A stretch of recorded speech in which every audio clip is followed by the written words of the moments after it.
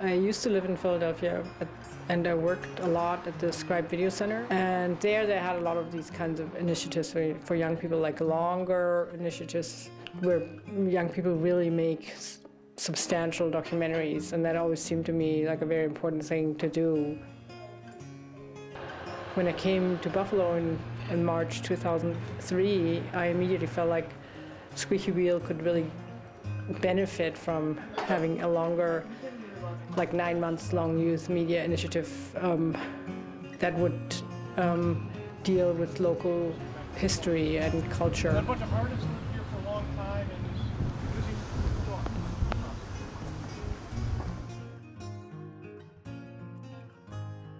Being able to deconstruct media and recognize it as something constructed by somebody who has a specific point of view and a specific agenda is very empowering. And it's also very empowering to be able to use media to express yourself. I mean, I really do think it's like learning a new language. You know, you can use media to express your own point of view. And I think that's a very powerful experience for people to have.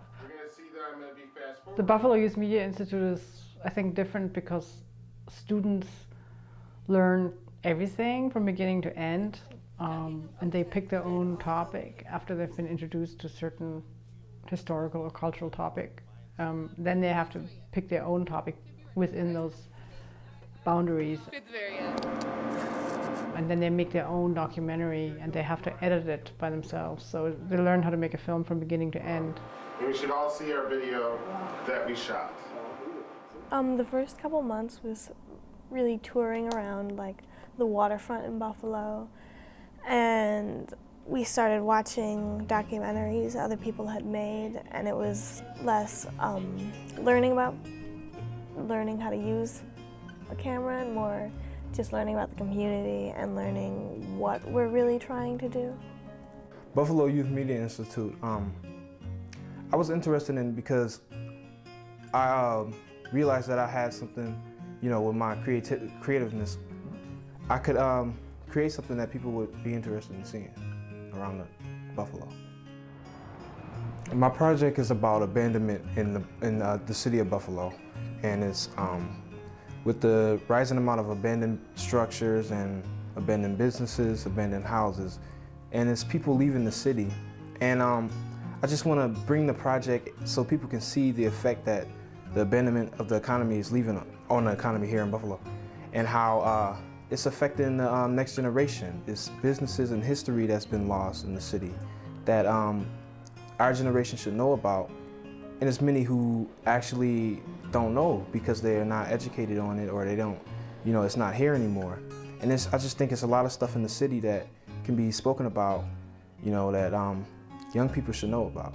This is where the screen is going to be that we're going to be watching our footage on in just a minute. Well, I mean, I think, you know, first of all, the one big difference is that this is a longer program than most. This is a 9-month program, you know, whereas most of the programs are shorter, so the children are having as much time to experiment, to really learn the whole broad spectrum of things that they're learning in this class. Like, you don't want to just import a whole interview because, like, you want to start picking out the parts that you actually want to use. Like, that's yeah, it definitely is different because most of the time in school you have the teacher, the instructor telling you what to do and telling you have to do this and everything. And with this, it's much more, you have much more room to be creative with your stuff, and it's not always, okay, this is your project and you have to do this, like it is with like all the filming classes I'm in. It's they give you all the only requirements are that you film on the east side, and I like the freedom to be able to choose your topic. They're also very important rare books in this space as well,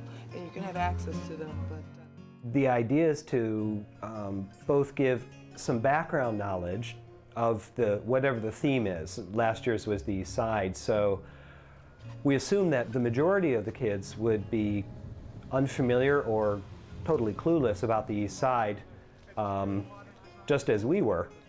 And so we wanted them to, we knew we couldn't give a complete picture of any theme, but we tried to find some representative present topics and tours, and so help kids to get some background, some sense of the East Side, and also to get some excitement about their topics, and also to help them get some ideas for possible topics for their documentaries.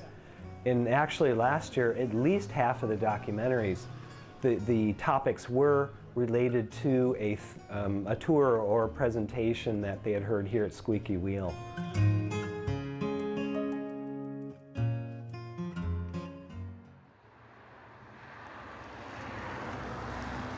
I think one of the reasons that we focused on the urban areas in Buffalo is because Squeaky Wheel is located in the downtown Buffalo area. And I think that it's tying Squeaky Wheel and into the surrounding areas. I mean, pretty much a lot of the tours that we do are walking tours, so it makes it a lot easier to do the tours if we can just step out our front door and look at what's right here. A lot of the students in their course evaluation for the class at the end of the year, wrote that they would only come into Buffalo for Sabres games, but now they know so much more about Buffalo than just coming down to HSBC Arena and driving back and briefly glancing out the windows as they speed by at 50 miles an hour. I didn't take a lot of art classes. I took more technology classes and English classes, but I'm surprised at the lack of art classes my school has. Like, we have a lot, but they're not nearly enough for all the students who want it. And so classes are getting cut, and plus teachers are leaving, and I just think it's horrible that students that really want to take classes can't because not enough people want to take them. So I think there should at least be an after-school program for them who want to take the certain art classes.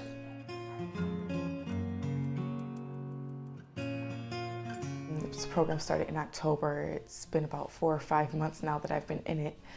And basically, it's just taught me a lot about how to make documentaries and the importance of sound or lighting and narration. And it's also taught me a little bit about life, because when you make a documentary, you're telling a story and you kind of need to outline it and plan it out. So same thing with life. It's kind of easier if you have a plan for what you want to do.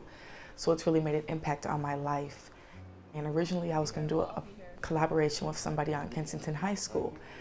But then, I had some reevaluation about it, and it would be more personal to me, and I would get more out of it if I did it on my own school, City Honors. So this video, I know, might even become an introduction promotion video for the school itself, if it's well prepared, which I hope it will be a success. And I just hope that this documentary opens doors for me a little bit as well. I would tell kids that if they're really interested in film, then this is a really good program, because it really helps you to refine your, even if you've been making films your whole life, it really helps you to get better.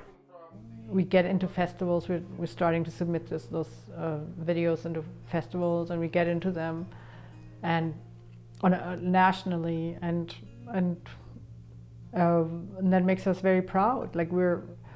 We're not only a local initiative, we're a local initiative with a national reputation at this point. So, we feel really happy about that.